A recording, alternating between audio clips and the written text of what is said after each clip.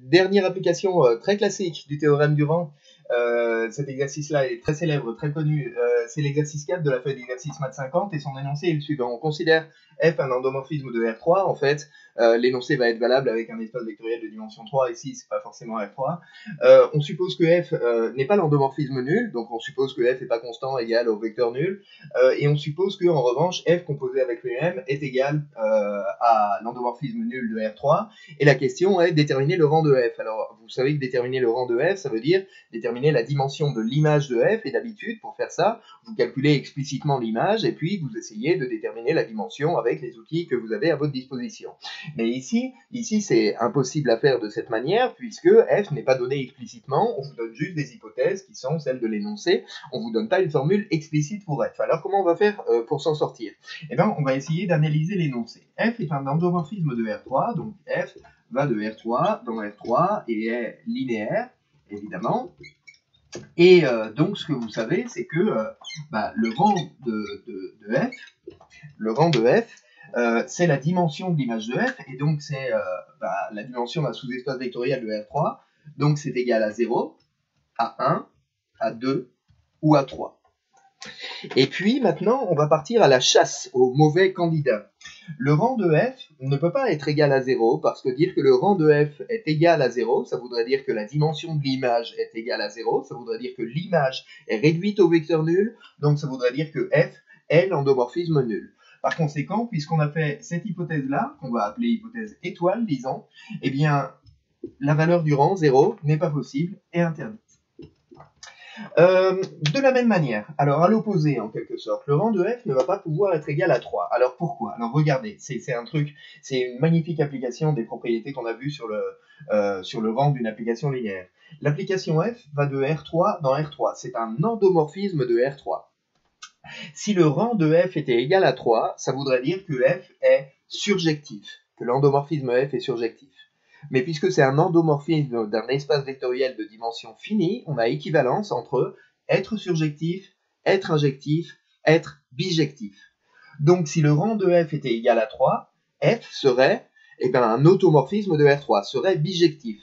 Mais si F était bijectif, F composé avec lui-même serait encore bijectif, puisque la composée de deux bijections l'est encore, la composée de deux automorphismes l'est encore. Donc, puisqu'on a fait l'hypothèse que F composé avec lui-même, c'est l'endomorphisme nul, et que l'endomorphisme nul, évidemment, n'est pas bijectif, eh bien, du coup, le rang de F ne peut pas être égal à 3. Du coup, il reste que deux possibilités. Soit le rang de F est égal à 1, soit le rang de F est égal à 2. Et c'est là, en fait, où il y a un truc important à connaître, enfin, c'est une astuce à connaître. L'hypothèse que l'on a faite ici, suivant laquelle F2 est l'endomorphisme nul, eh bien, va entraîner une inclusion qui est que l'image de F est contenue dans le noyau de F.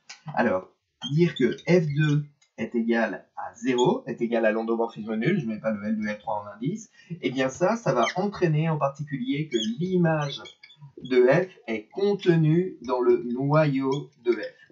Alors, en effet, parce que quand vous allez prendre un vecteur qui est dans l'image de F, vous allez pouvoir l'écrire f de v pour un certain vecteur v, et donc ce vecteur-là, eh bien, quand vous allez calculer son image par f, de nouveau, donc quand vous allez calculer f de v, vous allez obtenir 0, d'après l'hypothèse que l'on a faite ici, puisque f2 c'est l'endomorphisme nul, et donc ça voudra dire que le vecteur f de v, il est dans le noyau de f. Donc voilà comment on justifie cette inclusion-là, l'image de f est contenue dans le noyau de f. Et par suite, ça veut dire que, en particulier, ça va entraîner que la dimension de l'image de f, donc que le rang de f va être inférieur ou égal, à la dimension de Kerf. D'accord? Donc on a cette relation-là. Et puis, c'est cette relation qui va interdire au rang d'être égal à 2. En effet, si le rang de f était égal à 2, alors, d'après le théorème du rang, la dimension du noyau de f serait égale à 1, puisque, en effet, vous avez, d'après le théorème du rang, 3 qui est la dimension de l'espace vectoriel E, qui est l'espace vectoriel de départ, évidemment, de l'endomorphisme F, qui est égal à la dimension du noyau de F, plus le rang de F. Donc, si le rang de F est égal à 2, la dimension du noyau est égale à 1. Et à ce moment-là, c'est incompatible avec ce que l'on a obtenu ici, qui est que le rang de F doit être plus petit que la dimension du noyau. Par conséquent, 2 est interdit, et donc il reste une seule valeur possible, qui est 1. Donc, conclusion, le rang de F est égal à 1.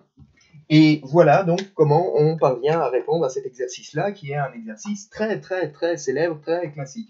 Donc il faut avoir vu une fois, parce qu'en fait, il y a des petites astuces qu'il faut connaître, et en particulier, c'est pas mal de connaître ce truc-là. Donc F2 est l'endomorphisme nul, et ben ça va entraîner que l'image de F est contenue dans le noyau de F. Et puis en fait, c'est même une équivalence, puisque évidemment, dès que vous avez cette inclusion, eh bien F composé avec lui-même va être systématiquement l'endomorphisme nul.